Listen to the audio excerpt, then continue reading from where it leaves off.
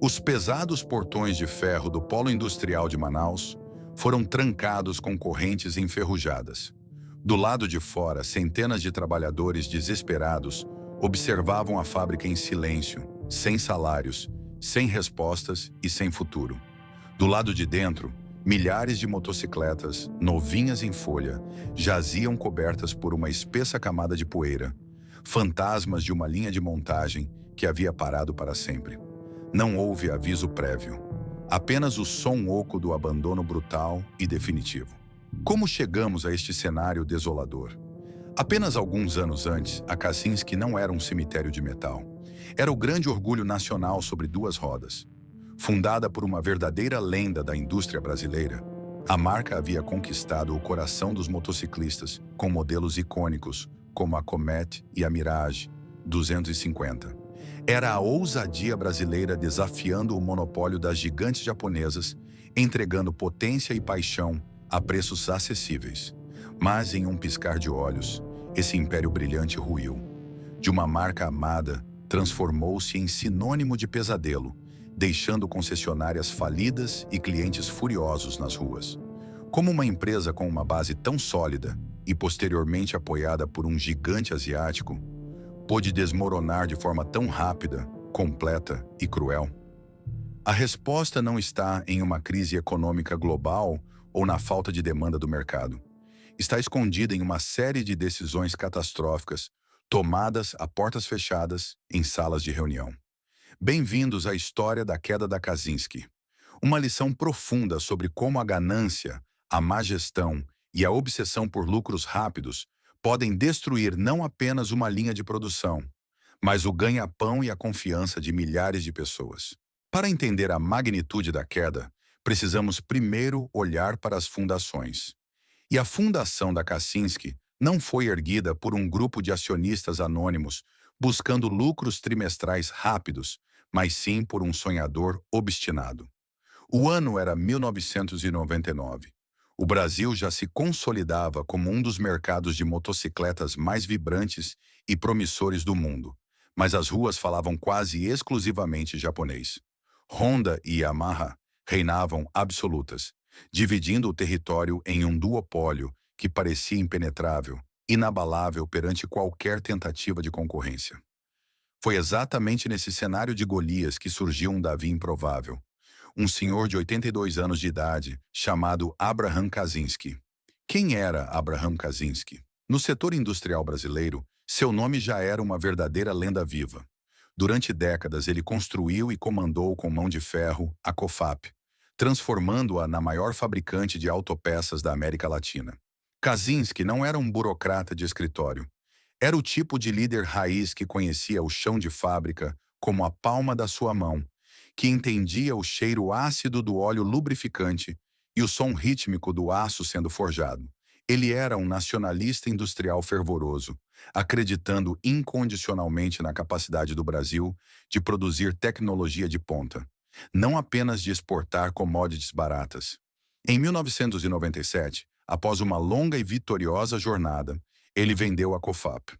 Para qualquer outro homem de sua idade, com uma fortuna garantida que atravessaria gerações e um legado corporativo imaculado, aquele seria o momento perfeito para se aposentar. O momento de descansar em uma fazenda tranquila, longe do estresse, e apenas observar o tempo passar. Mas Abraham não era feito desse material ordinário. A inércia o sufocava física e mentalmente. O silêncio confortável da aposentadoria era ensurdecedor para um homem cuja sinfonia favorita sempre foi o barulho caótico e produtivo das máquinas, operando em sua capacidade máxima. Ao analisar o mercado brasileiro de mobilidade, ele identificou uma lacuna que considerava uma afronta, uma verdadeira ferida no orgulho nacional. Como poderia um país com dimensões continentais, onde a motocicleta é muitas vezes o único meio de transporte e a principal ferramenta de trabalho para milhões de pessoas, não ter uma marca de motocicletas genuinamente nacional com peso e relevância? Foi impulsionado por essa indignação e por uma paixão inesgotável pela indústria que, aos 82 anos, a idade em que a maioria das pessoas olha apenas para os ecos do passado, Abraham Kaczynski decidiu comprar uma briga monumental com o futuro. Sem hesitar, ele investiu dezenas de milhões de dólares de seu próprio patrimônio para fundar a Kaczynski Fabricadora de Veículos. O local escolhido para abrigar o nascimento desse sonho utópico não poderia ser outro. O Polo Industrial de Manaus, encravado no coração da densa floresta amazônica. Um lugar onde a logística é frequentemente um pesadelo constante, devido à geografia implacável, mas onde os generosos incentivos fiscais e a robusta infraestrutura fabril formavam o berço estratégico perfeito para quem quisesse ter alguma chance de sobreviver e desafiar os gigantes estrangeiros estabelecidos. A construção da fábrica em Manaus foi muito mais do que um mero empreendimento comercial. Foi uma audaciosa declaração de intenções. Quando os primeiros blocos de concreto foram assentados e as estruturas metálicas começaram a subir em direção ao céu amazônico, havia um misto palpável de ceticismo irônico e admiração silenciosa no ar. Especialistas do setor automotivo balançavam a cabeça em desaprovação nos jornais econômicos. Era considerado um verdadeiro suicídio corporativo, um devaneio de um velho bilionário. Os analistas afirmavam que ele não tinha como competir com a eficiência da escala de produção, a tecnologia refinada e a vasta rede de concessionárias capilarizada das marcas japonesas. A Honda, naquela época, controlava esmagadoramente cerca de 80% do mercado nacional. Tentar roubar até mesmo um mísero por cento desse domínio esmagador exigiria muito mais do que apenas dinheiro despejado. Exigiria resiliência sobre-humana, paciência infinita e uma estratégia comercial brilhante. No entanto, Kaczynski havia passado a vida inteira se acostumando a ouvir a palavra impossível. Ele trouxe para a Kaczynski exatamente a mesma filosofia de qualidade rigorosa que havia feito da Cofap um sucesso global incontestável. Ele compreendia intimamente que, para convencer o motociclista brasileiro, um consumidor extremamente exigente, calejado que dependia da robustez da moto para trabalhar sob sol e chuva e sobreviver nas perigosas ruas do país, o produto final não poderia ser apenas um veículo barato e descartável. Ele precisava obrigatoriamente ser forte, durável e, acima de tudo, confiável. A tensão inicial nas entranhas da nova empresa era constante e palpável. A imensa fábrica recém-construída precisava urgente de tecnologia competitiva. Como não havia o tempo hábil, nem os recursos tecnológicos massivos para desenvolver motores eficientes completamente do zero, a Kaczynski tomou uma decisão estratégica crucial e pragmática: buscar parceiros internacionais no mercado asiático para trazer projetos já consolidados, importando o conhecimento mecânico e adaptando-o cuidadosamente ao gosto específico e às acidentadas estradas do Brasil.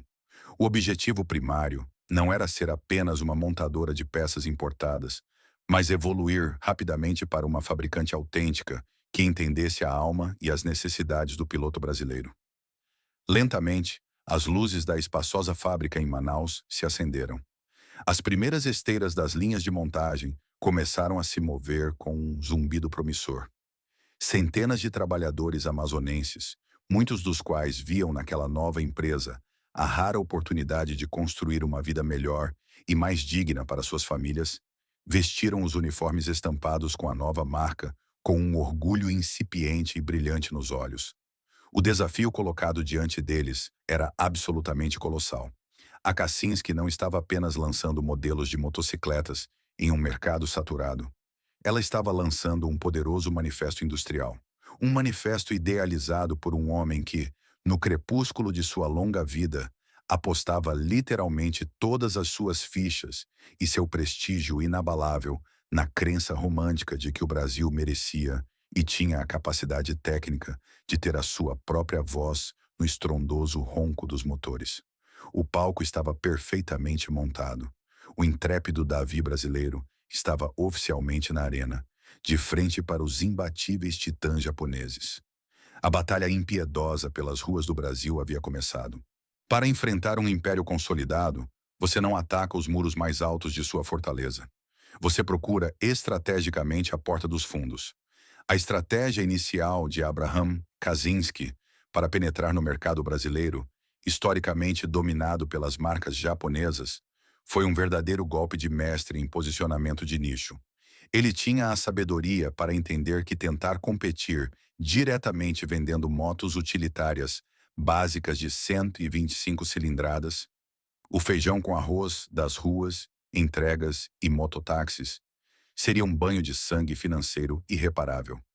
A Honda e a Yamaha possuíam escala de produção colossal, custos reduzidos e uma confiança cega do consumidor que beirava a devoção religiosa. A Kaczynski precisava entregar algo que as japonesas se recusavam a oferecer a preços populares: status, porte robusto e emoção pura. A peça central para este plano audacioso foi encontrada a milhares de quilômetros de distância, do outro lado do mundo, na Coreia do Sul. A Kaczynski selou uma parceria tecnológica e comercial profunda com a Hyosung, uma fabricante coreana que possuía excelência inegável em engenharia de motores, mas que lutava arduamente para ganhar visibilidade global. Juntas, elas introduziriam no Brasil as armas que definiriam a indiscutível era de ouro da marca, a linha de 250 cilindradas. Quando as primeiras motocicletas Kaczynski Comet 250 e Mirage 250 começaram a desfilar pelas caóticas avenidas de São Paulo, no asfalto quente do Rio de Janeiro, e pelas extensas rodovias do interior, elas causaram um choque visual imediato. Para um motociclista médio brasileiro, essas máquinas pareciam alienígenas, no melhor sentido possível. A Comet 250 era uma motocicleta naked e sport, com design agressivo, chassi encorpado e uma postura de pilotagem que remetia às superesportivas europeias de alta cilindrada. Ao seu lado, a Mirage 250 era uma autêntica cruiser imponente, repleta de cromados brilhantes, escapamentos longos e com um tanque de combustível em formato de gota desenhado para cruzar estados inteiros com extremo conforto. Mas o verdadeiro coração dessas máquinas, o elemento magnético que realmente hipnotizou o mercado, era o motor. Ambas eram equipadas com um motor V-twin autêntico. Naquela época, no Brasil, ter um propulsor em V era um privilégio financeiro quase exclusivo dos donos de caríssimas Harley-Davidsons ou de raras estradeiras japonesas premium. A Kaczynski, em um movimento revolucionário, democratizou o ronco grave, compassado e inconfundível do V-twin. De repente, o motoboy após o expediente, o operário de fábrica ou o jovem universitário não precisavam mais passar a vida inteira suspirando e sonhando com uma moto grande, inatingível. A Kaczynski oferecia o porte, o som e o respeito nas ruas que apenas uma moto de alta cilindrada impunha. Tudo pelo preço de uma motocicleta de entrada premium. O impacto foi fulminante. Fóruns de internet, que na época começavam a ganhar força popular, foram inundados por discussões apaixonadas sobre as motos da Kaczynski. Motoclubes exclusivos de proprietários de Mirage e Comet começaram a se formar organicamente em todas as regiões do país, de Porto Alegre a Fortaleza. Não se tratava apenas de comprar um veículo para ir do ponto A ao ponto B. Era a adesão a uma tribo, uma rebeldia visceral contra o comum e o monótono. A marca Kaczynski adquiriu uma aura genuinamente cult. Eles vendiam uma ilusão perfeitamente materializada de prestígio acessível. O patriarca Abraham, sempre com seu inseparável chapéu e sorriso determinado nas peças publicitárias, tornou-se o rosto bondoso de uma revolução mecânica. Ele provou que as ruas brasileiras queriam mais do que apenas economia de combustível. Elas ansiavam por paixão. No auge absoluto dessa era dourada, os números da companhia eram inebriantes. O faturamento anual atingia confortavelmente a marca das centenas de milhões de reais. A enorme fábrica no polo industrial de Manaus operava em um ritmo febril, com linhas de montagem zumbindo em 3 turnos. Caminhões e mais caminhões deixavam a Amazônia, atravessando a complexa malha logística brasileira, carregados com o sonho de 2 rodas em direção ao pujante mercado consumidor do Sul e Sudeste. A rede de concessionárias Kaczynski expandiu-se agressivamente. atraindo empresários locais que viam na marca a nova galinha dos ovos de ouro do setor automotivo. O logotipo da Kaczynski, um distintivo de orgulho nacional e desafio corporativo, estava em fachadas iluminadas por toda parte. A empresa havia alcançado o impensável. Tornou-se a terceira maior fabricante de motocicletas do Brasil em faturamento, uma posição de respeito absoluto que forçou pela primeira vez as intocáveis gigantes japonesas a olharem pelo retrovisor com verdadeira apreensão. Contudo, a história da indústria invariavelmente nos ensina que o momento de maior glória e complacência é frequentemente o exato instante em que as raízes da destruição se aprofundam. E a complexa arquitetura do sucesso da Kaczynski abrigava falhas tectônicas perigosas, habilmente escondidas logo abaixo da pintura reluzente e dos escapamentos lustrados. A primeira grande rachadura era puramente estrutural e operacional. Apesar do ardente nacionalismo de seu fundador, a fábrica de Manaus operava, em sua esmagadora maioria, como uma imensa linha de montagem de peças no sistema CKD, Completely Knocked Down. Os motores complexos, a injeção eletrônica incipiente e a tecnologia central vinham encaixotados diretamente da Ásia. Isso significava que a lucratividade e a própria sobrevivência operacional da Kaczynski estavam dramaticamente atreladas à volatilidade do dólar, às políticas de importação e à estabilidade da frágil cadeia de suprimentos internacional. Se um container atrasasse semanas no porto, a linha em Manaus parava e peças de reposição começavam a faltar nas oficinas. Um problema crônico que, mesmo na Era de Ouro, já começava a gerar os primeiros sussurros de frustração entre os clientes. A Kaczynski, por trás de sua fachada robusta, era um gigante com pés de importação. A segunda rachadura, porém, era muito mais profunda, humana e dolorosamente incontornável. O tempo, o único adversário que Abraham Kaczynski não podia derrotar com sua tenacidade ou dinheiro, estava cobrando a fatura. Aproximando-se velozmente da marca dos 90 anos de idade, a saúde do lendário empresário começou a declinar de forma visível. Aquele homem vibrante e incansável, que costumava caminhar pessoalmente pelas linhas de montagem, inspecionando soldas e conversando com os operários no chão de fábrica, agora estava confinado a reuniões cada vez mais esporádicas e curtas em seu escritório. Dentro dos corredores acarpetados da sede administrativa em São Paulo, o clima de otimismo cedeu lugar a um silêncio carregado de tensão. Qual era o plano de sucessão?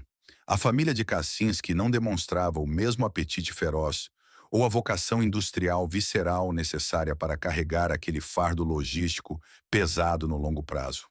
A empresa inteira dependia umbilicalmente do carisma, da visão singular e da constante injeção de capital de um único homem. E a luz vital desse homem, após décadas iluminando a indústria brasileira, estava começando a piscar, enfraquecida. Sem capacidade de realizar novos investimentos massivos em tecnologia 100% própria e com seu fundador perdendo sua força motriz irreparavelmente, a Kaczynski atingiu um teto de vidro invisível, mas denso. A Era de Ouro estava prestes a terminar, não por falta de clientes nas lojas, mas pela exaustão biológica e estrutural de seu sistema. O cenário estava tragicamente montado para a transição mais dolorosa, polêmica e catastrófica da história corporativa automotiva brasileira. O velho leão, exausto e sem herdeiros industriais naturais, precisava urgentemente entregar as chaves de seu amado império. E as forças que aguardavam silenciosamente fora dos portões para assumir o controle não traziam inovação. Elas traziam apenas uma ambição fria, matemática e desmedida. O ano era 2009. O relógio biológico e corporativo, que nunca perdoa, finalmente cobrou seu preço. Aos 92 anos de idade, Abraham Kaczynski, o patriarca visionário e obstinado, encontrou-se diante da decisão mais amarga de sua extensa e vitoriosa carreira empresarial. Ele percebeu com a lucidez que sempre lhe foi característica que o fardo financeiro e logístico de manter uma montadora independente, competindo diariamente contra o implacável duopólio japonês, havia se tornado pesado demais para seus ombros cansados. A Kaczynski precisava urgentemente de capital fresco, de uma injeção maciça de recursos em tecnologia e de uma nova liderança, com o vigor necessário para dar o próximo salto evolutivo que o mercado exigia. Com o coração pesado, mas acreditando piamente estar fazendo o melhor para garantir a sobrevivência e a perenidade da marca que levava seu próprio sobrenome, Abraham assinou os papéis de venda e se despediu de sua última grande obra. Os compradores que assumiram o controle não eram investidores acanhados ou inexperientes. A empresa foi adquirida por um consórcio recém-formado e extremamente ambicioso chamado CR Zongshan. Esta joint venture representava a união de duas forças distintas e poderosas. De um lado, Cláudio Rosa Júnior, um executivo brasileiro experiente, ex-diretor da Sundown Motors, amplamente conhecido nos bastidores da indústria por suas táticas agressivas de vendas e sua capacidade de inflar rapidamente redes de concessionárias. Do outro lado, o verdadeiro peso pesado da negociação. O grupo Zongshan, um colossal conglomerado industrial chinês, responsável pela fabricação de milhões de motores, geradores e motocicletas anualmente para o mercado global. No papel, o casamento parecia simplesmente perfeito, quase predestinado a um sucesso sem precedentes. A coletiva de imprensa que anunciou oficialmente a aquisição foi um espetáculo deslumbrante de otimismo corporativo, banhado por flashes de câmeras e promessas grandiosas. Os novos donos não pouparam superlativos. Anunciaram aos quatro ventos planos monumentais, comprometendo-se a injetar centenas de milhões de reais imediatamente na operação brasileira. Falaram com entusiasmo sobre modernizar o Parque Fabril em Manaus, expandir as linhas de montagem, construir novas instalações e transformar a Kazinski não apenas em uma mera competidora incômoda, mas em uma gigante que assumiria a liderança isolada em segmentos específicos, esmagando a concorrência e consolidando-se como uma das maiores forças de mobilidade da América Latina. Para o mercado financeiro, para os esperançosos operários em Manaus e para a vasta rede de concessionários espalhada pelo Brasil, a sensação era de que a Kaczynski havia acabado de ganhar na loteria industrial. A promessa do fôlego financeiro infinito da China, perfeitamente aliado à agressiva expertise de vendas do executivo brasileiro, criava uma aura de invencibilidade. O que poderia dar errado? A resposta, tragicamente, estava na mudança invisível, silenciosa, mas drástica e irreversível do DNA da marca. Sob a tutela zelosa de Abraham Kaczynski, a empresa havia encontrado seu nicho de ouro. Motocicletas com design arrojado, motores V-Twin refinados em parceria com a sul-coreana Hyosung, e um apelo inegável de premium acessível que conferia status real aos seus proprietários. Havia um rigoroso foco na durabilidade mecânica, pois Abraham, um veterano da indústria de peças, sabia melhor do que ninguém que sua marca jamais sobreviveria nas severas ruas brasileiras se carregasse um estigma de fragilidade. Mas a filosofia estratégica da CR Zongshan era diametralmente oposta. O modelo de negócios asiático, agora imposto impiedosamente à fábrica, baseava-se em um único mantra absoluto: volume insano de produção.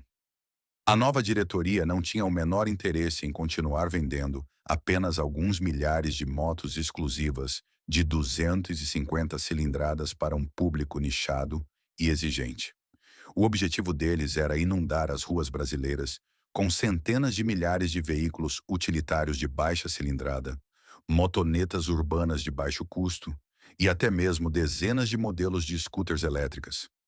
Um mercado onde a Zongshan já era líder incontestável em seu país de origem. A estratégia de dominação era simples, matemática e brutal.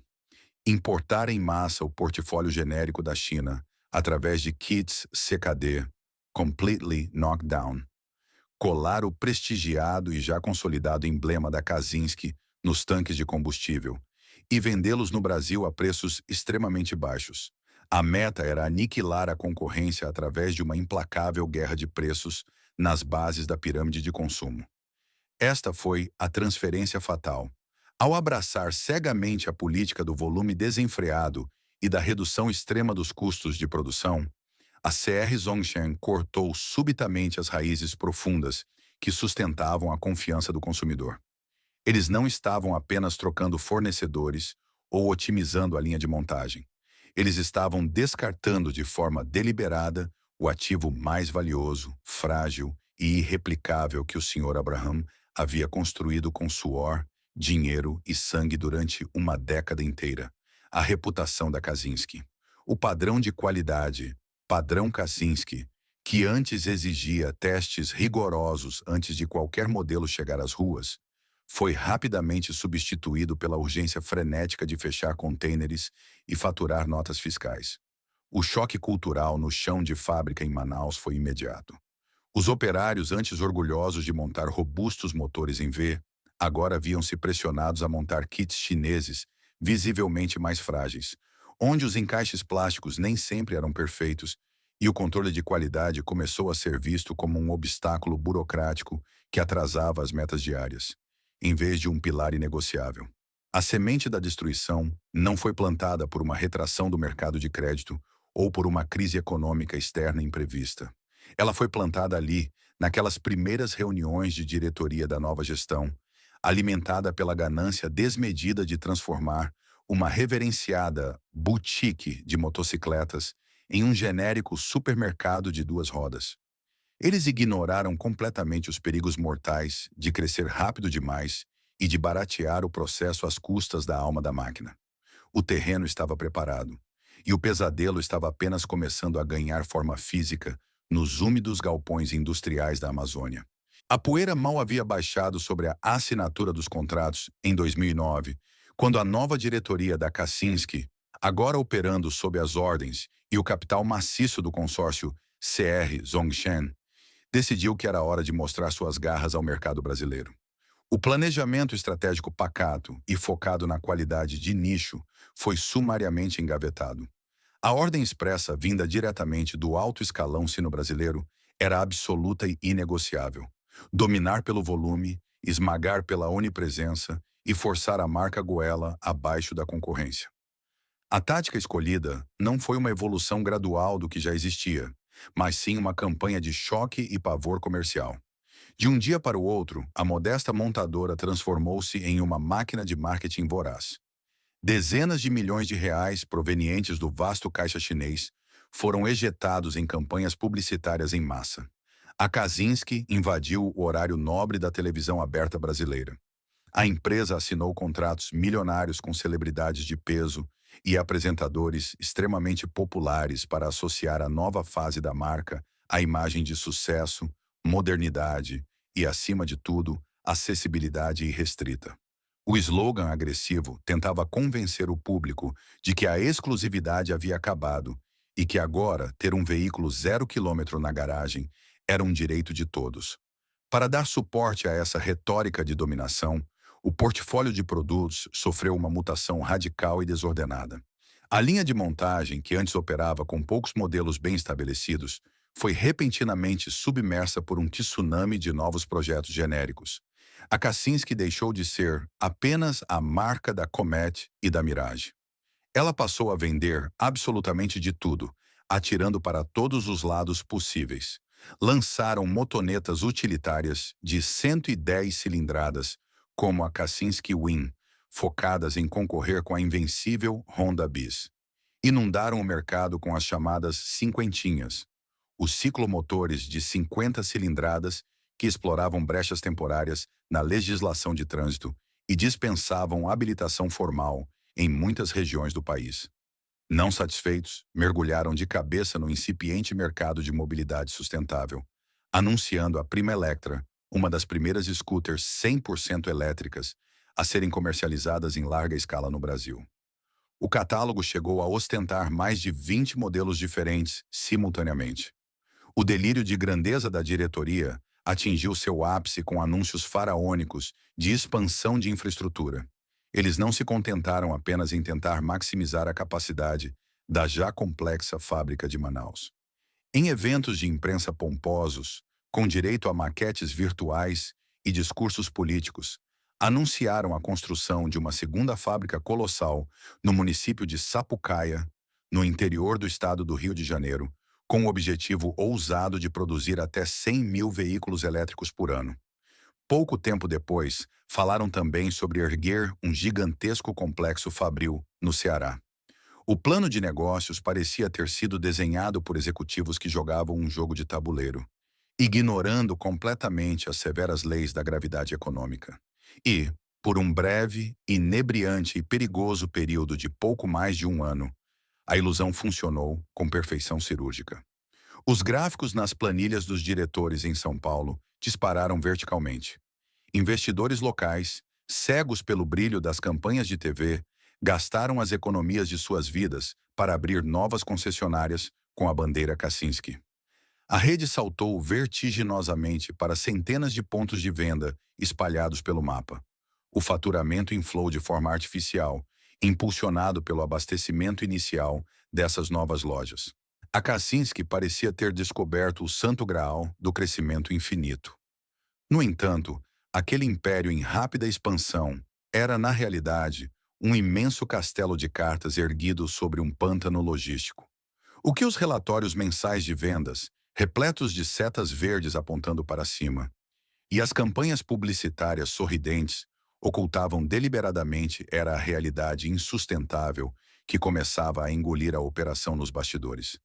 A arquitetura dessa expansão baseava-se inteiramente em um pilar extremamente volátil e arriscado: a importação massiva e simultânea de dezenas de componentes diferentes da China. Ao multiplicar exponencialmente o número de modelos oferecidos nas lojas, sem desenvolver uma cadeia de fornecedores locais, a nova gestão criou um pesadelo de gestão de suprimentos sem precedentes. A fábrica no Polo Industrial de Manaus, que antes funcionava com um ritmo focado e razoavelmente previsível, de repente se viu afogada em um mar caótico de caixas de papelão e contêineres de metal. O espaço físico tornou-se um labirinto poeirento e desorganizado. O modelo de montagem por kits CKD exige uma precisão matemática para que a esteira não pare. Mas com a ambição desmedida, essa precisão evaporou. Containers passaram a chegar do outro lado do mundo, com peças faltando, com especificações incorretas de engenharia ou com plásticos ressecados pela longa viagem marítima. A linha de produção amazonense começou a sofrer com interrupções críticas. Centenas de motocicletas incompletas começaram a se acumular no pátio da fábrica sob o sol equatorial, amarradas por fitas, aguardando semanas a fio por um simples parafuso especial, um cabo de acelerador ou um componente do painel eletrônico que estava preso na burocracia portuária. No chão de fábrica, a pressão psicológica sobre os operários tornou-se esmagadora. Acostumados a um rigoroso controle de qualidade, eles agora eram verbalmente intimidados a acelerar a montagem a qualquer preço para bater as metas irreais estabelecidas pelos escritórios na Avenida Faria Lima, em São Paulo. A ordem tácita deixou de ser "faça com durabilidade" para se tornar "feche a caixa e fature". Esse choque cultural interno corroeu a moral e o orgulho da equipe. Erros grosseiros de montagem, como chicotes elétricos mal isolados, parafusos frouxos no chassi e encaixes plásticos forçados, começaram a passar despercebidos ou a serem deliberadamente ignorados pelos inspetores de qualidade exaustos. Os produtos chineses, que muitas vezes não possuíam engenharia adequada para suportar os buracos, o calor intenso e as condições severas das estradas brasileiras, estavam sendo montados às pressas e empurrados para as carretas de transporte. Mais letal do que a pressa na linha de montagem foi a decisão financeira calculada e puramente gananciosa, tomada pela alta cúpula, o completo desprezo pelo estoque de peças de reposição. Ao priorizar exclusivamente a venda inicial para inflar o balanço financeiro de curto prazo, a Kaczynski cometeu o pecado capital mais imperdoável da indústria de veículos. Eles cortaram drasticamente os pedidos de peças sobressalentes junto à matriz chinesa. O raciocínio frio nas planilhas era simples. Importar componentes de pós-venda ocupa um valioso espaço em contêineres que poderia ser usado para trazer mais motos inteiras para vender. Além disso, manter um grande estoque de peças imobiliza milhões de reais em capital de giro.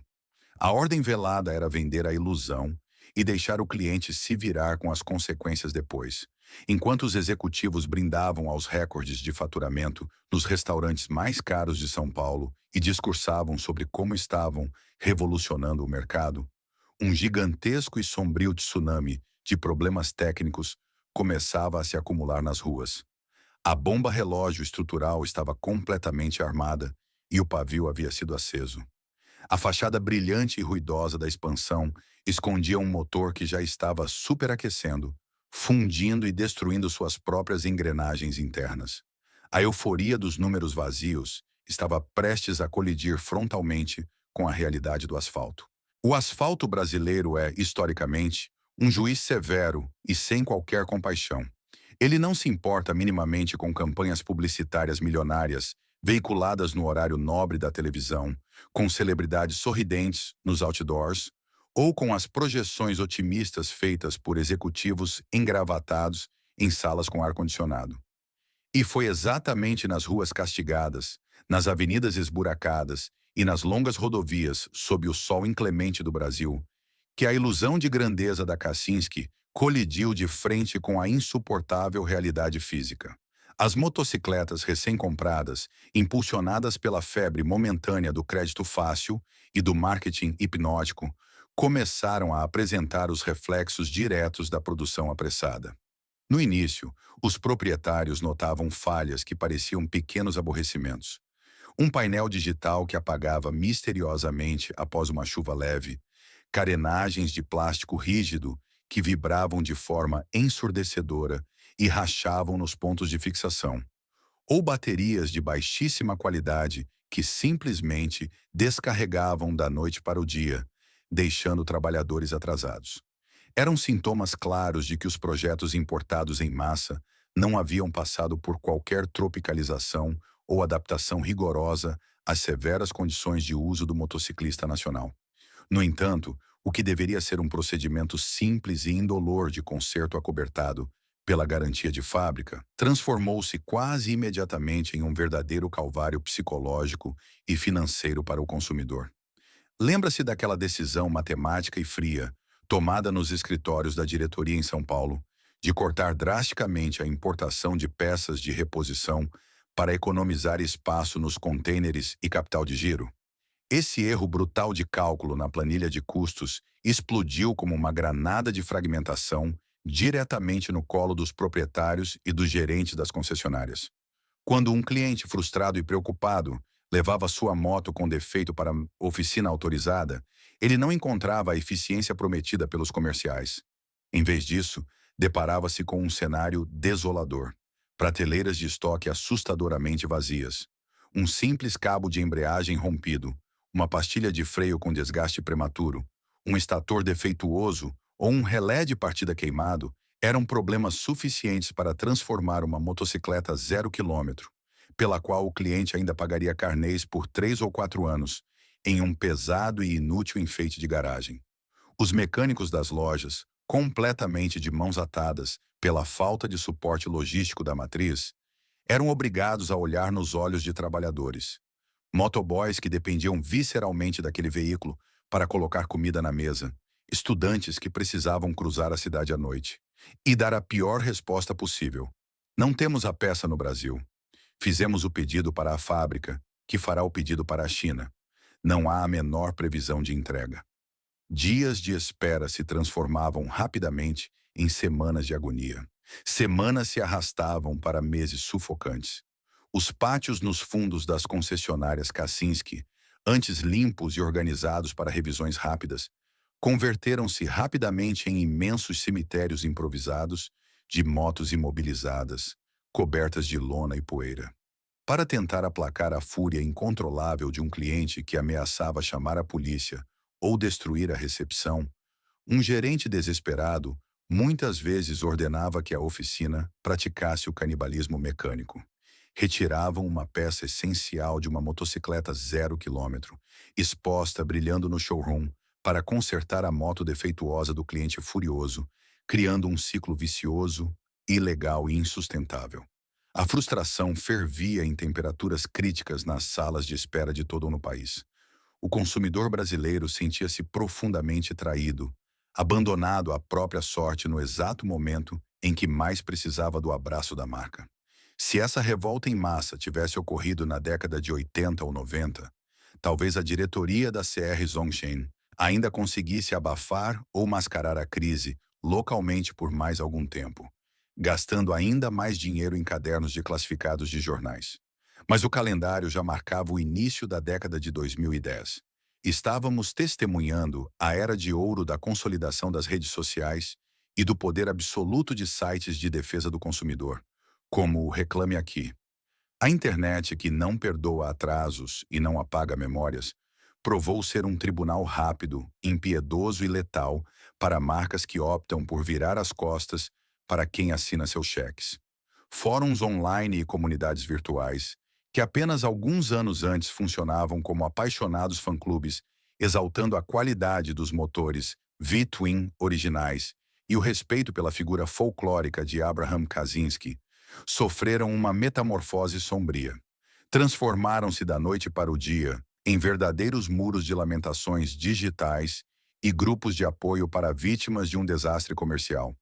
Relatos dolorosamente detalhados de descaso corporativo, vídeos gravados por celulares mostrando motocicletas novas, dando pane elétrica no meio de avenidas perigosas, e fotos de quadros de chassi apresentando ferrugem severa com poucas semanas de uso, viralizaram com uma velocidade assustadora. O nome Kaczynski foi arrastado pela lama dos algoritmos, de uma marca que um dia ostentou a cobiçada aura de premium acessível, virou rapidamente sinônimo absoluto de piada nas ruas, de dor de cabeça crônica e de pesadelo financeiro. Tentar revender uma Kaczynski no mercado de veículos usados tornou-se uma missão quase impossível. Lojas multimarcas independentes instruíam seus vendedores a não aceitá-las de forma alguma como parte de pagamento na troca por motos Honda ou Yamaha. Ou então, ofereciam valores insultuosos, avaliando-as literalmente pelo peso da sucata. O patrimônio do cliente havia evaporado nas próprias mãos.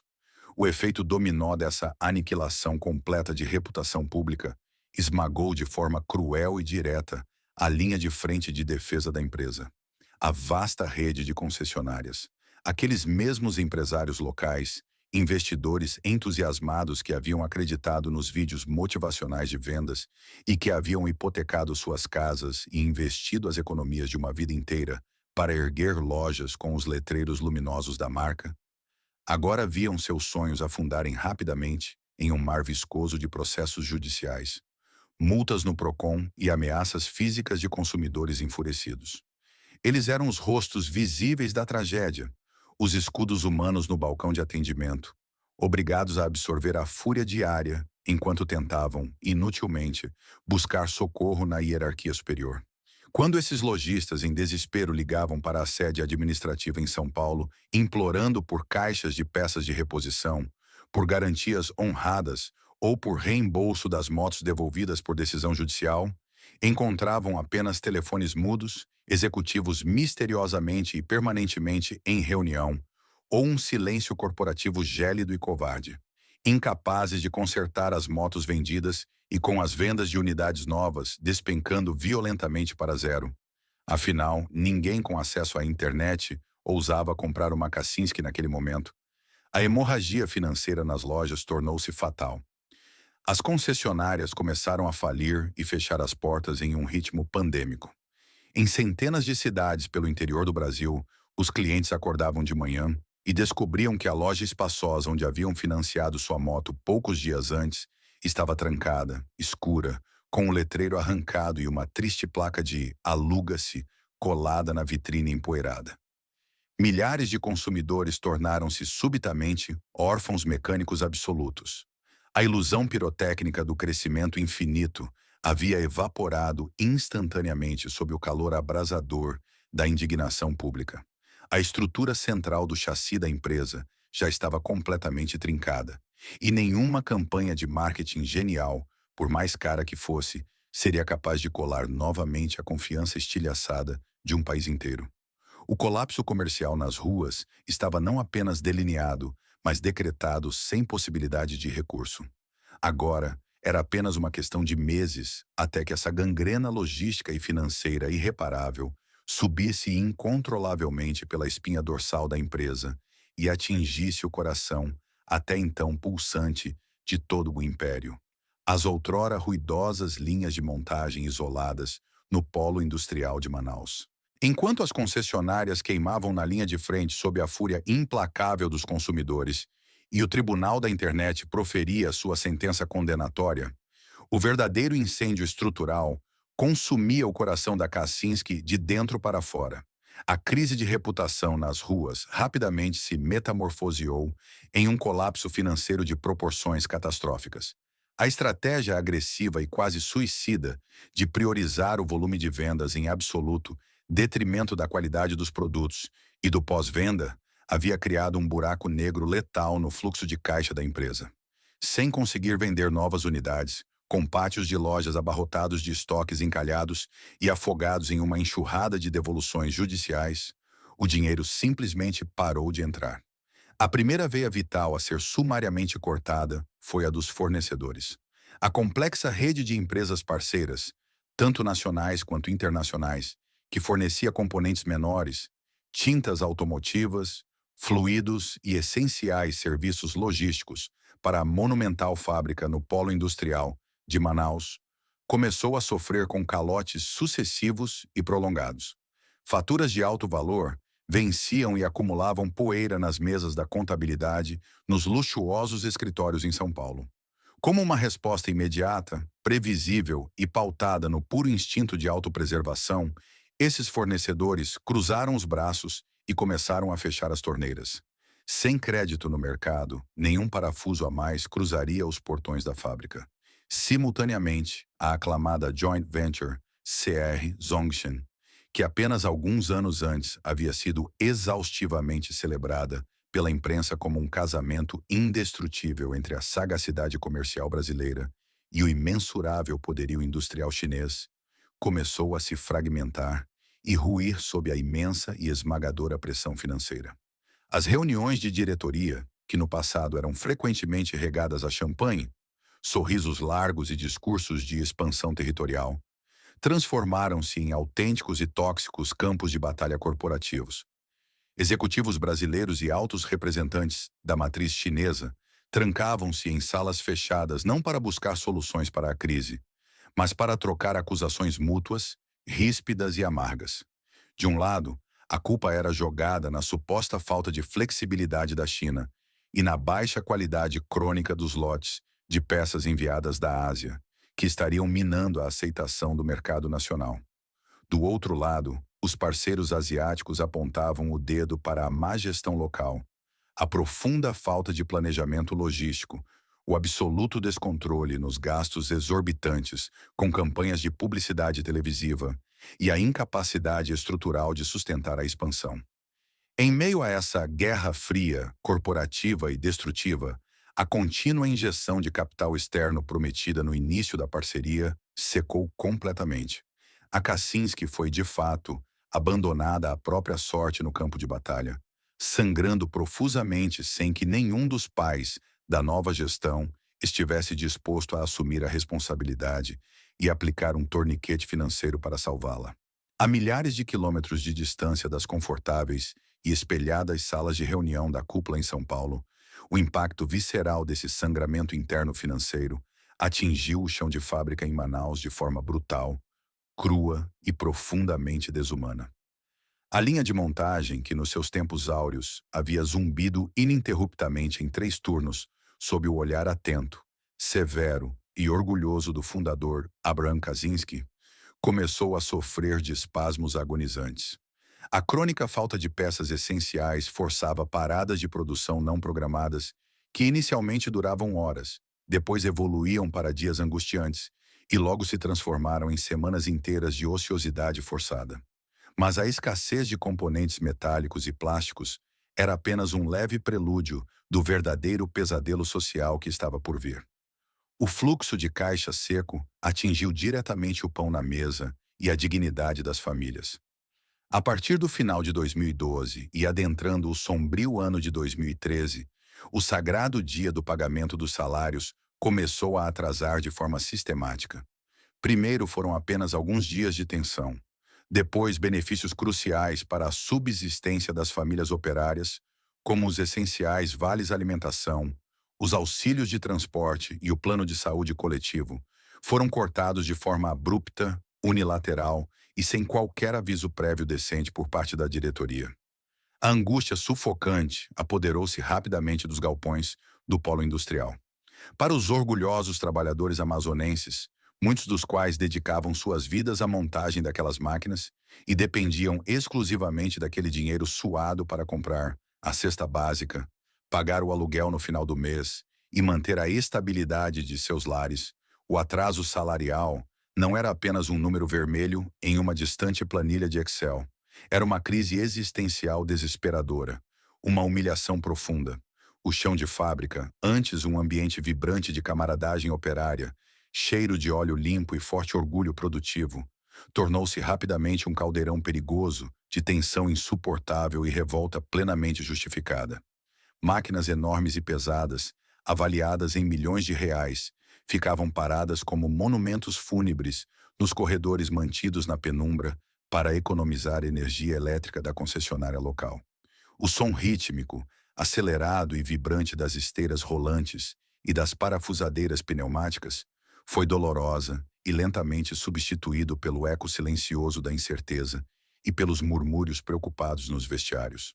Com os salários irremediavelmente congelados e o canal de diálogo com a alta diretoria em São Paulo completamente cortado, a única ferramenta de sobrevivência e protesto restante para os funcionários exaustos foi a paralisação total. Greves sucessivas começaram a estourar de forma orgânica, logo encabeçadas pelo sindicato local dos metalúrgicos. Operários com os rostos marcados pela exaustão e pela traição corporativa cruzaram os braços. Eles montaram bloqueios e piquetes pesados nos portões de ferro da empresa e realizaram marchas e passeatas sob o calor escaldante do distrito industrial, segurando faixas improvisadas com tinta preta, gritando por justiça básica, implorando não por privilégios, mas exigindo apenas o mínimo estipulado pela lei trabalhista. No entanto, a única resposta que vinha da sede administrativa no Sudeste era um silêncio covarde, ensurdecedor e letal. Não havia absolutamente mais matéria-prima para trabalhar nas bancadas. Não havia nenhum diretor sênior disposto a viajar até a Amazônia para dar a cara à tapa e olhar nos olhos dos pais de família. E, o mais grave, não havia um único centavo nas contas bancárias para honrar a folha de pagamento. A grandiosa linha de montagem da Kaczynski estava agora conectada a aparelhos de suporte vital, respirando com extrema dificuldade, aguardando de forma impotente que alguém tomasse a decisão de desligar a máquina. O intenso e imponente ruído da indústria havia, de forma trágica, cedido lugar a um compasso de espera macabro. A Kaczynski não era mais uma fábrica viva. Era uma entidade em fase terminal, cujos órgãos vitais paravam de funcionar um a um. O inevitável e doloroso golpe de misericórdia final estava prestes a ser desferido no ano seguinte.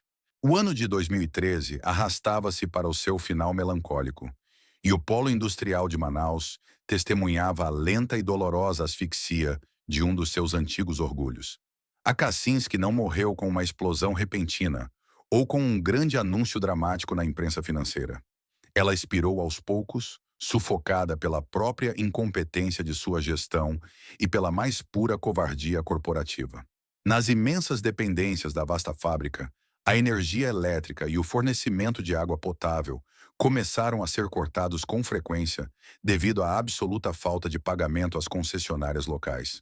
Os poucos funcionários que ainda compareciam aos seus postos de trabalho perambulavam como espectros por galpões mergulhados na penumbra, desviando de caixas de papelão vazias, pilhas de poeira acumulada e uma infinidade de componentes eletrônicos espalhados que jamais chegariam a formar uma motocicleta. O cheiro outrora inebriante de graxa nova, borracha de pneu e tinta automotiva fresca havia sido lenta e impiedosamente substituído pelo odor estagnado do abandono, do mofo industrial e da derrota.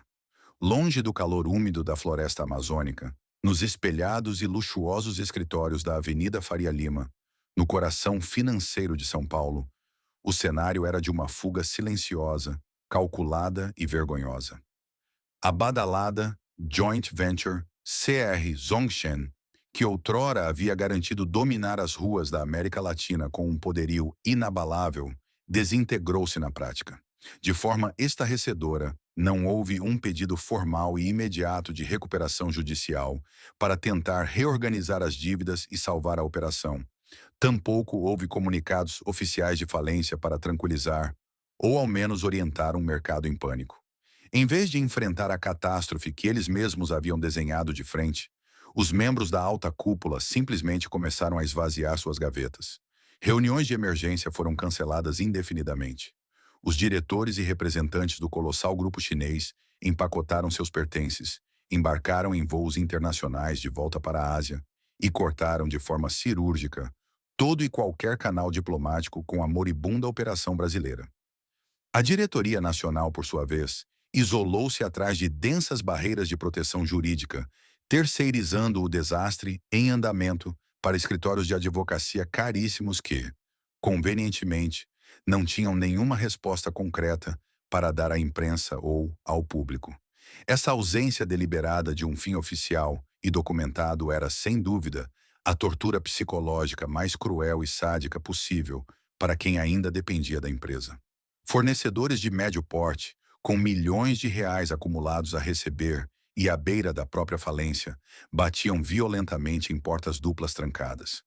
Clientes com motocicletas quebradas na garantia continuavam ligando compulsivamente para os números do Serviço de Atendimento ao Consumidor, ISAQ, apenas para ouvir a mensagem gélida da operadora informando que a linha havia sido desativada.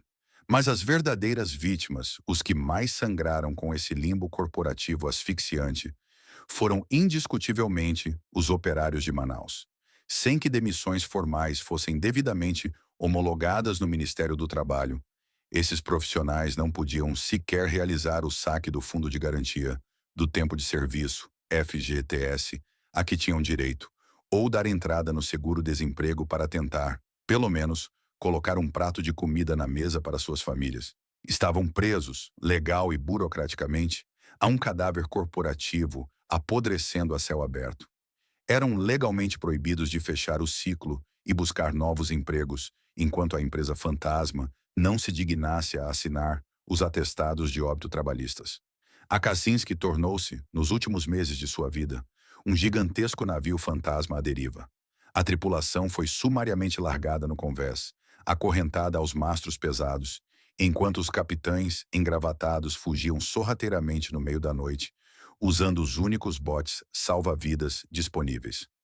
O ápice desse denso drama humano e o violento encerramento definitivo das cortinas ocorreram de forma inesquecível e traumática nos primeiros meses de 2014.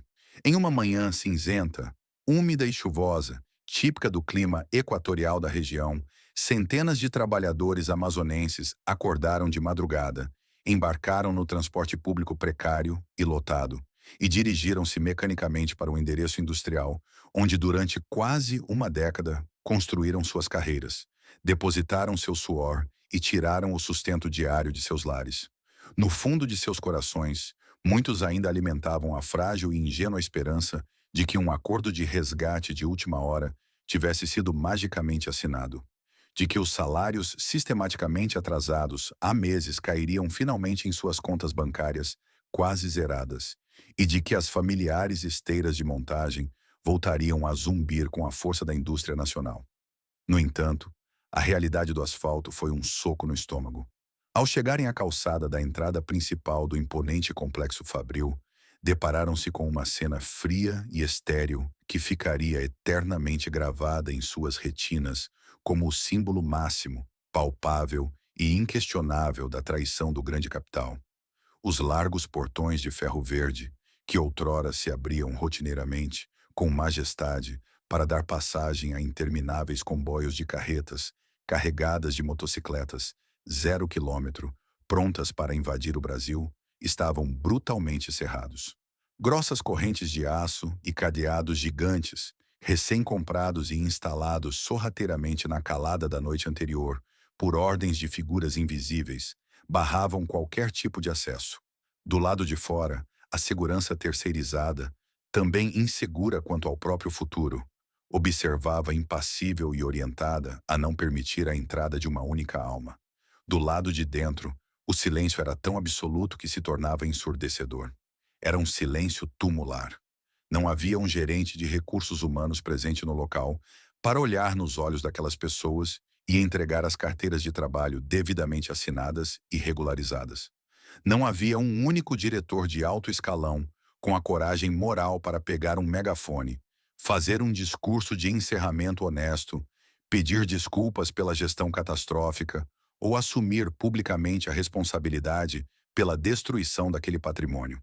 Os trabalhadores, a esmagadora maioria deles, chefes de família, que dedicaram anos de lealdade cega à marca Kaczynski, não continham as lágrimas de revolta e impotência profunda, abraçados uns aos outros na poeira úmida da calçada. Eram centenas de seres humanos sumariamente descartados com a mesma frieza mecânica com que a diretoria distante e arrogante havia descartado o controle de qualidade das peças plásticas importadas da China. O ousado e romântico império que o velho senhor Abraham Kaczynski havia sonhado e erguido na selva não terminava ali com um estrondo heróico de glória, ou resistindo bravamente no mercado de vendas. Terminava de forma patética e indigna, ao som do choro contido e do desespero de operários proibidos de entrar na sua própria segunda casa.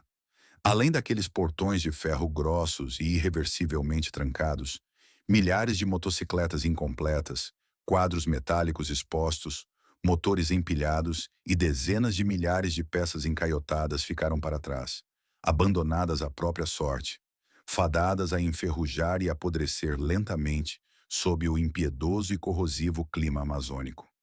A colossal infraestrutura produtiva da Kaczynski, que já havia sido a concretização e o símbolo máximo do audacioso desafio brasileiro contra o monopólio centenário das gigantes montadoras japonesas, transformou-se instantaneamente no maior, mais melancólico e mais caro mausoléu privado da história automotiva do país.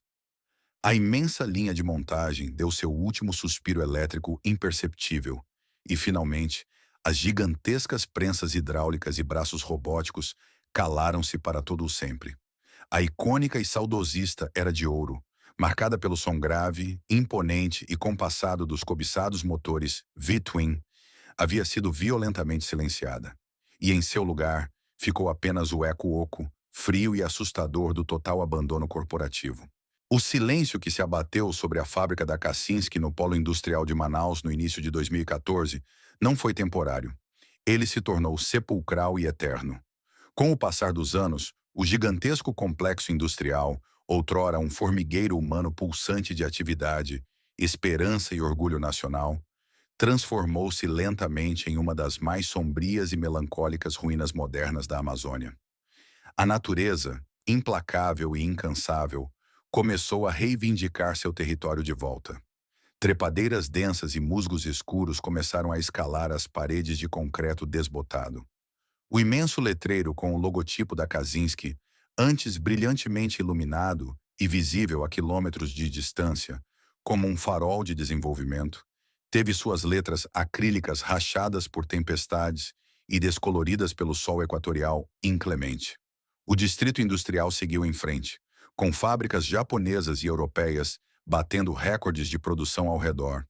Mas o quarteirão pertencente à marca brasileira permaneceu como uma cicatriz aberta, um elefante branco fantasmagórico que o mercado preferia esquecer. Dentro dos galpões trancados, o cenário era o de uma cápsula do tempo pós-apocalíptica. Onde antes imperava a precisão das linhas de montagem sob luzes fluorescentes, agora reinava a ferrugem, as teias de aranha e uma espessa camada de poeira avermelhada. Dezenas de milhares de componentes que nunca chegaram a formar uma motocicleta, tanques de combustível ainda embalados em plástico bolha, quadros de chassi impecáveis, faróis e painéis digitais encaixotados, envelheceram prematuramente no calor úmido, perdendo completa e irremediavelmente qualquer valor comercial.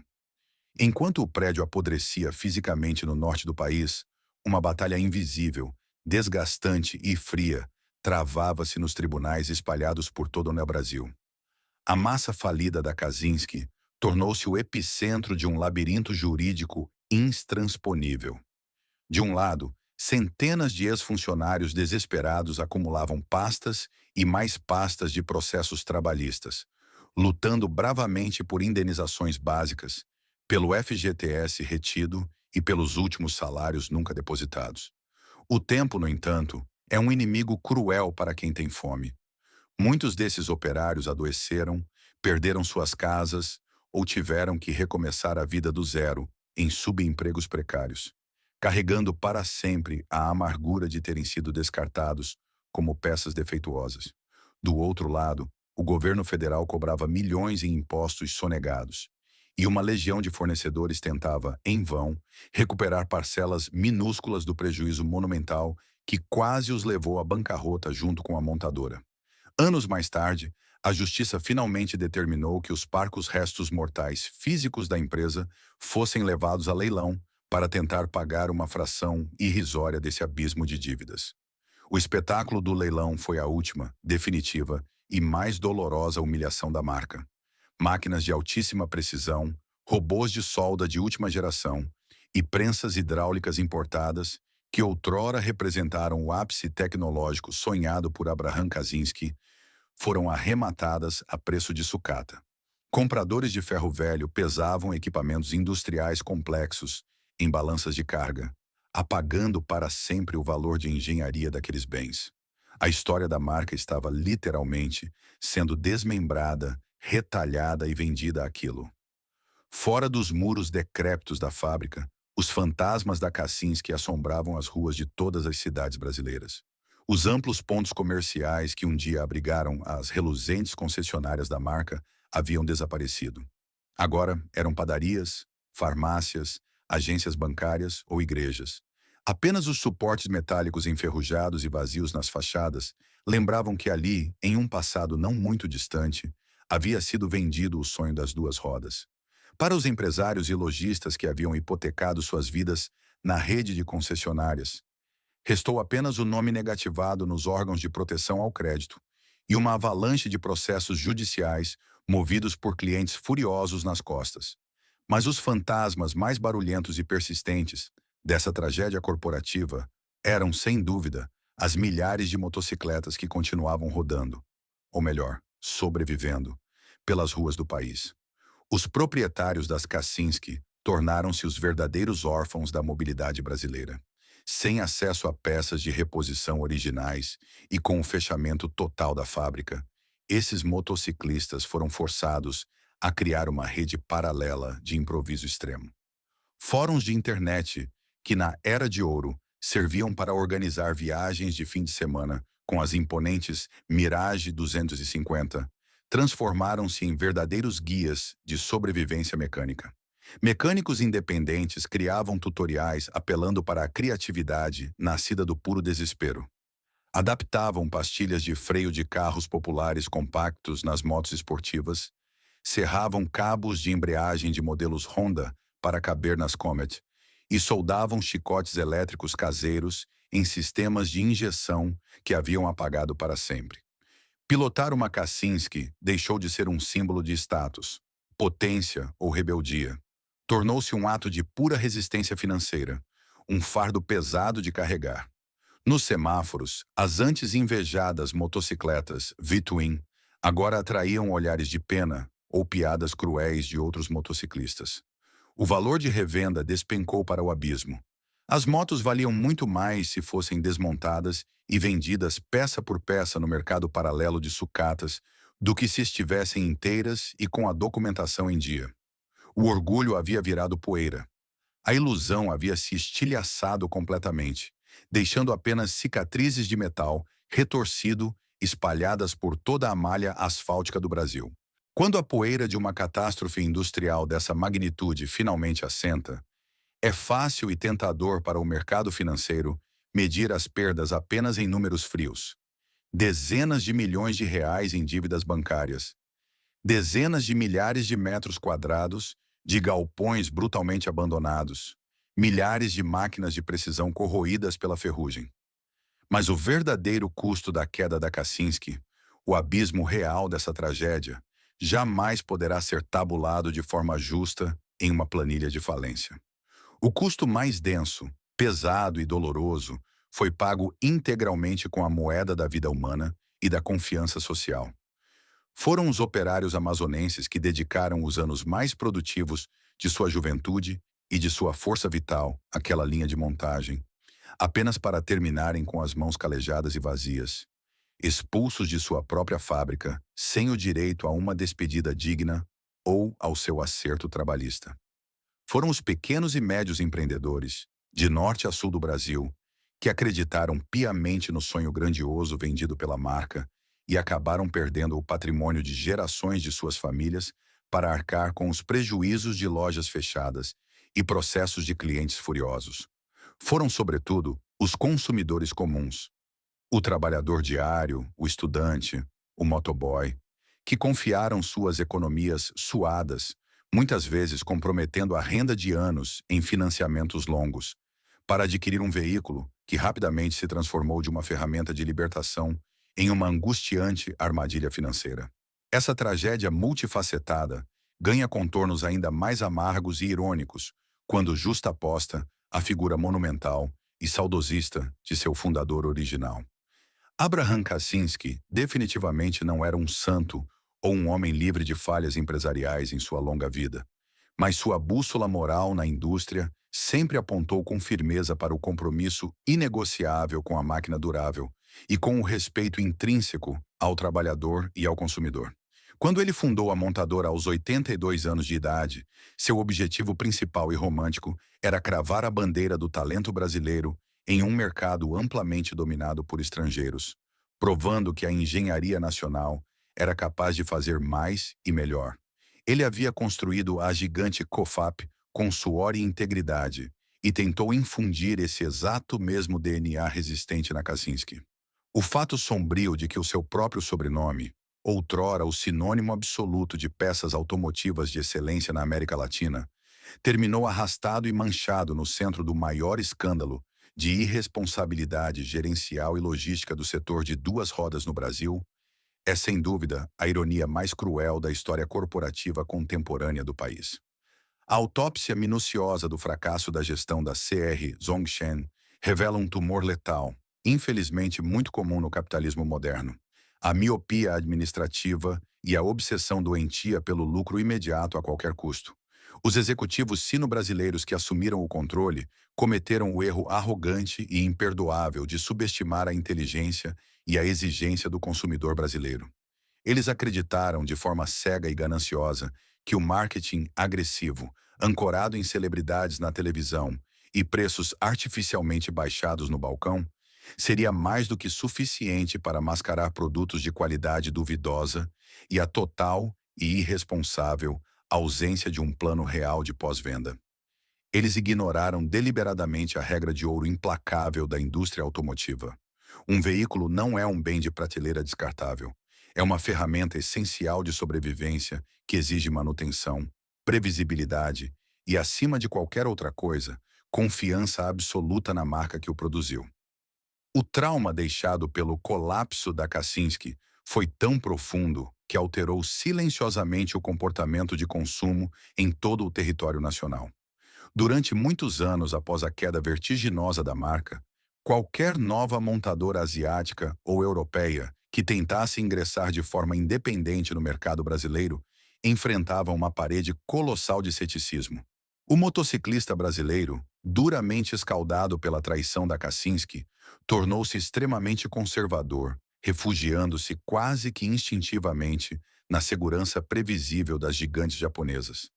A ganância irresponsável de uma única diretoria não apenas destruiu uma empresa outrora promissora, ela literalmente paralisou a diversificação de um mercado inteiro, punindo severamente a concorrência saudável e atrasando em quase uma década a evolução do setor de motocicletas no Brasil.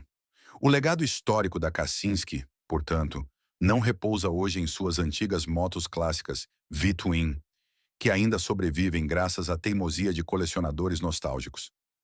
O verdadeiro legado é o de um aviso severo, escrito em letras garrafais vermelhas, para qualquer corporação que tente operar no complexo cenário brasileiro. A história provou, com precisão cirúrgica, que a confiança pública leva décadas de suor, testes exaustivos e respeito diário ao cliente para ser solidamente construída.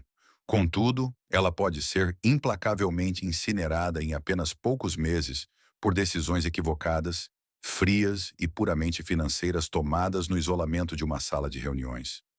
O preço da ganância foi o silêncio eterno, o metal enferrujado e o abandono absoluto. Onde um dia rugiram os motores de um sonho nacional audacioso, restou apenas uma dura e inesquecível lição sobre a fragilidade de impérios construídos sem respeito à sua própria base. A história da Kaczynski é muito mais do que a crônica de uma falência automotiva. É uma parábola moderna sobre a alma da indústria. Quando Abraham Kaczynski fundou a marca, ele entendia que uma motocicleta não é construída apenas com aço, plástico e óleo. Ela é forjada com suor na confiança. É a confiança de que o motor vai ligar de madrugada para o trabalhador iniciar seu turno. É a confiança de que a estrutura vai suportar o peso e as imperfeições da dura estrada. No entanto, quando as planilhas financeiras de curto prazo substituíram a paixão pela engenharia, a essência da marca foi corroída de dentro para fora. A estratégia comercial que prometia transformar a Kaczynski em um império inabalável provou que dinheiro e escala de produção não significam absolutamente nada se você esquecer quem está segurando o guidão. A ambição desenfreada e a busca pelo lucro rápido destruíram um ecossistema inteiro. Operários dedicados perderam seu sustento. Pequenos e médios empreendedores perderam seus investimentos de vida e os consumidores brasileiros perderam uma marca que, um dia, ousou sonhar alto e desafiar gigantes. Hoje, as ruínas silenciosas no polo industrial de Manaus servem como um monumento brutal à ganância corporativa. Elas nos lembram, da forma mais dolorosa possível, que nenhuma campanha de marketing, por mais brilhante e milionária que seja, consegue sustentar um produto que vira as costas para o seu próprio público. A verdadeira força industrial não reside em baratear o custo a qualquer preço de forma inconsequente, mas em manter um compromisso inegociável com a qualidade, com a segurança e com o respeito humano. As imensas linhas de montagem podem ter silenciado para sempre, e as fábricas podem ter sido engolidas pela ferrugem e pelo abandono. Mas a lição deixada pela Kaczynski permanece ecoando intensamente pelas ruas e rodovias do Brasil. O respeito do consumidor leva décadas de suor e integridade para ser construído, mas basta apenas uma decisão irresponsável em uma sala de reuniões para reduzi-lo a pó. Muito obrigado por nos acompanhar em mais este mergulho profundo nos bastidores da nossa história industrial. O que você acredita que foi o erro fatal definitivo na trágica trajetória da Kaczynski? Deixe sua visão e suas lembranças nos comentários abaixo. Inscreva-se no canal e ative as notificações para continuarmos explorando juntos as engrenagens, as ascensões e as quedas dos maiores impérios econômicos do mundo. Até o próximo documentário.